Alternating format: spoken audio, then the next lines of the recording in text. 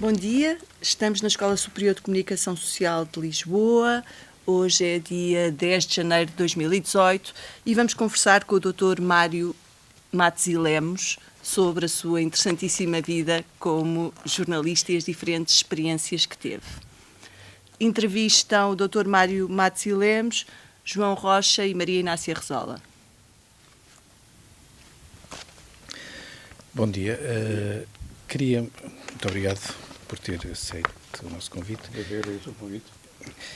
Queríamos começar por lhe pedir aqueles dados mais básicos de identificação, nome completo, ano e lugar de nascimento, e também a sua formação académica. Pois, nasci em 1933, em Lisboa.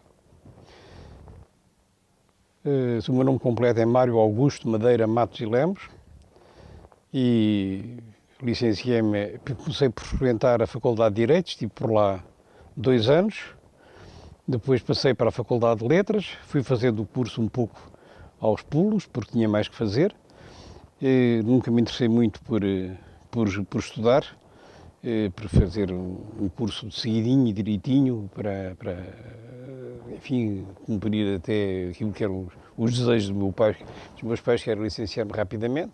Aliás, eles queriam que eu me licenciasse em Direito, eu acabei por não lhes fazer a vontade, porque me macei com a aridez do Direito. E pronto, e a minha vida, o que é que eu fiz mais? Depois tentei, quando reformei, ainda pensei fazer um mestrado em História do século XIX e XX na Universidade Nova, mas acabei por desistir, também tinha mais que fazer, não estava para fazer a tese, não me interessava nada. E pronto, fiz toda a minha vida como jornalista, como historiador, praticamente fiz algumas coisas, muito poucas, antes de me reformar, só depois de me reformar é que realmente me mudei de profissão e passei a dedicar-me à investigação histórica. E é isto, em resumo. Nós, eventualmente, para começar, íamos-lhe pedir, muito brevemente, para resumir o seu percurso, depois vamos poder especificar algumas questões sobre cada um dos locais onde trabalhou e das experiências que teve. Portanto, resumidamente, se nos pudesse dar uma visão global do seu percurso profissional, seria útil. Certo. Pois eu toda a minha vida pensei, desde miúdo, que eu pensei que gostava de ser jornalista. Porque não sei, mas era uma ideia que eu tinha. Gostava de escrever e fascinava-me um pouco a vida de jornalista, também não sei porquê. Depois fiz várias tentativas junto de jornais, a partir dos 20 e poucos anos, comecei a fazer várias tentativas junto de alguns jornais e revistas. Cheguei a entrevistar, e infelizmente perdi essa entrevista, que era muito interessante, cheguei a entrevistar um pianista famoso, que era o Beno Moisievich, que deu um concerto em Lisboa. Eu fui entrevistá-lo e apresentei essa entrevista em vários jornais, até fui ao Diário da Manhã, porque tinha um colega de liceu que trabalhava no Diário da Manhã, ainda levou um raspanete do chefe de redação, que era, não sei, já não me lembro o nome dele, para daqui a bocadinho, o Eduardo Freitas da Costa, porque disse, tu é que me deste cá vir e tal, mas não tinha sido, coitado, estava completamente inocente. Mas ninguém me aceitou como jornalista, eu já tinha desistido. E trabalhei, fui secretário de um advogado famoso nessa altura, que era o Jaime Azancote, isto na fase em que estava na Faculdade de Direito. O meu primeiro trabalho foi nos escritórios da Casa Africana. Depois, no dia em que fiz 20 anos, entrei no coro de São Carlos, estive lá 2 anos, eu gostava de ópera já, nessa altura, estive lá, ainda passou pela cabeça fazer uma carreira de cantor de ópera, que felizmente passou-me rapidamente, que disseram-me logo, muito claramente, fui aluno de várias pessoas, designadamente o Tomás Alcaide, que me disse, você se quiser fazer alguma carreira tem que ir para a Itália, porque aqui ninguém liga nenhuma. Ia para a Itália, era difícil, quer dizer, eu não tinha dinheiro para me sustentar em Itália, para estar a fazer um curso de canto em Itália. Ainda preparei uma ópera, que foi a Tosca, que seria a ópera com que eu me apresentaria lá de uma maestra repetitora, mas acabei realmente rapidamente disso.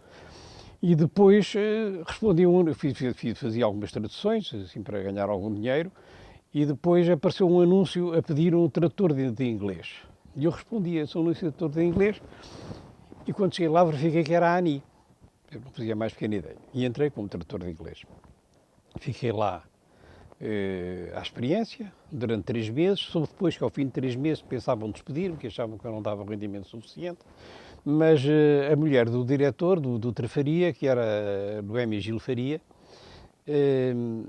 disse, mas não, olha que ele é dedicado ao trabalho e tal, inclusivamente, e isso é verdade, eu a última vez que estive doente, de cama, foi com a gripe asiática, em 1956, foi o ano em que eu entrei. Ele até veio, apresentou-se ao trabalho, apesar de doente e tal, eu lá fiquei. Bem, fiquei e lá fiz a minha carreira durante 15 anos, estive na ANI. Saí, já não me em 61, um pouco agastado com o Dutra, que aliás mantive-me sempre amigo, um pouco agastado com o Dutra Faria, saí para o Diário de Notícias. Estive 6 anos no Diário de Notícias, só um ano é que me mantive só no Diário de Notícias e depois passei a acumular também com a ANI. Já nesse tempo, não é só hoje, que o ordenado de um jornalista, de um só meio de comunicação, não dava para o jornalista viver, principalmente se já tivesse família, como era o meu caso. Então acumulei Diário de Notícias e ANI durante 5 anos. Em 1971 fui convidado para ir para o Porto dirigir o Diário do Norte. O objetivo seria eu o diretor efetivo, mas haveria um diretor, que era a Agostina Bessa Luís, com pessoa de prestígio no Porto, para dar a cobertura, que seria ela a diretora. Isto vem um bocado, foi sempre a minha ideia, de que isto veio um pouco por influência de Augusto Castro, que prejudicou muito, porque o Augusto Castro era um grande jornalista. E as pessoas achavam que o facto de ser escritora também, que significava que era capaz de dirigir um jornal. Depois houve experiências com escritores que deram mau resultado. A Agostina Bessa Luís, o Vitorino Mésio, depois no Dia, quer dizer, era um disparate completo, não eram jornalistas. E o Augusto Castro, para além de muitas outras coisas, era um grande jornalista. Depois disso, eu já estava, nessa altura eu já estava interessado em ir para o estrangeiro, designadamente para Roma.